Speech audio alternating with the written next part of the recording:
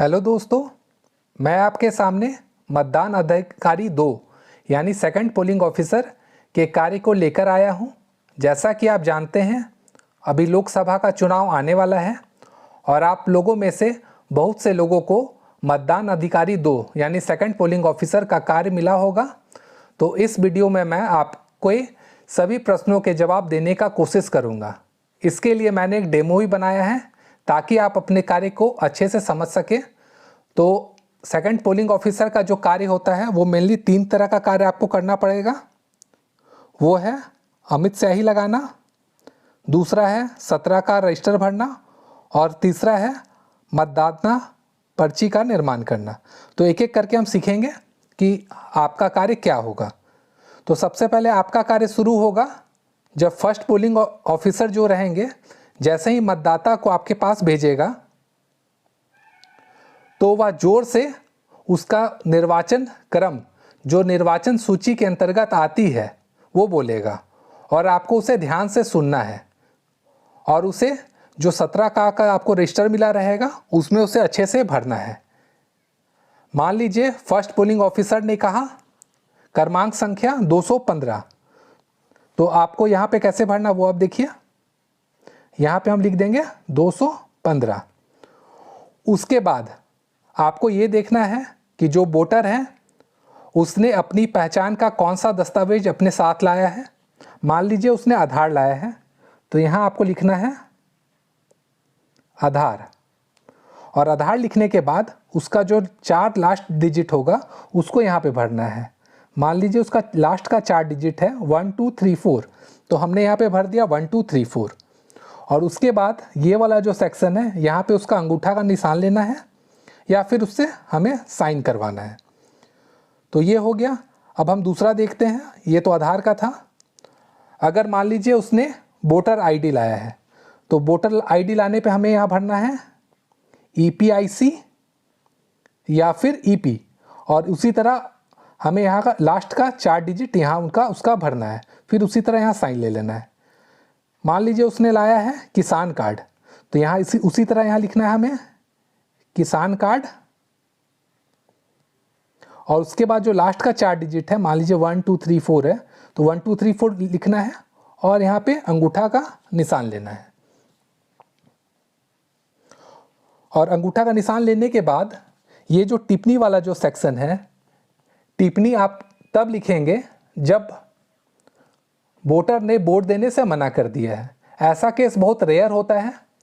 अगर ऐसा केस होता है तो आप अपने पीठासीन से बात करके उसके सुझाव के अनुसार टिप्पणी लिखेंगे और पीठासीन का साइन भी आपको उसके ठीक नीचे ले लेना है।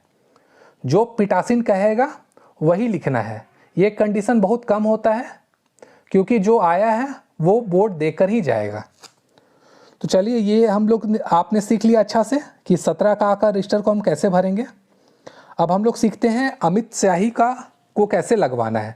तो इसके लिए पहले हम उंगली बना लेते हैं, उसके बाद हम आपको अच्छे से समझाएंगे कि अच्छे से आपको समझ में आ जाए।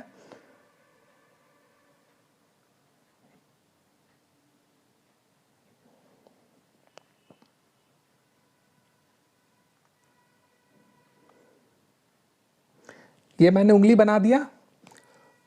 तो जब वोटर आपके पास आएगा तो सबसे पहले वोटर का बायां हाथ का जो अंगूठा होता है उसके बगल वाला जो उंगली होता है जिसको तर्जनी कहते हैं, वहाँ पे आपको स्याही लगाना है। यहाँ पे आपको इस तरह से स्याही लगाना है।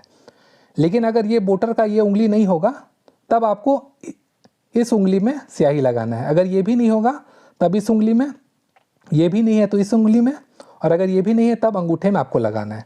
अगर मान लीजिए उस वोटर का बायां हाथ ही नहीं है तो फिर क्या करना है, उसके लिए फिर आपको दायां हाथ लेना है और दायां हाथ में फिर उसी तरह इस उंगली में आपको यहाँ पे स्याही लगाना है। अगर ये उंगली नहीं है तब यहाँ लगाना है, ये भी नहीं है तब यहाँ लगाना है, ये भी नहीं है तब यहाँ लगाना है और लास्ट में यहाँ लगाना है। ऐसे बहुत रेयर ही होता है कि उसका उंगली नहीं मिले। चलिए, यहाँ तक आप समझ गए अमिट स्याही कैसे लगाना है। अब जब आप अमिट स्याही लगा दीजिएगा तो आपका जो लास्ट का कार्य है वो आता है पर्ची निर्माण करना मतदाता का। तो इस तरह का आपको मिलेगा, वोटर स्लिप मिलेगा। सबसे पहले आपको क्या करना है, जब वोटर आएगा, सबसे पहला वोटर जब आपके पास आएगा तो उसका क्रमांक आपको 1 लिखना है।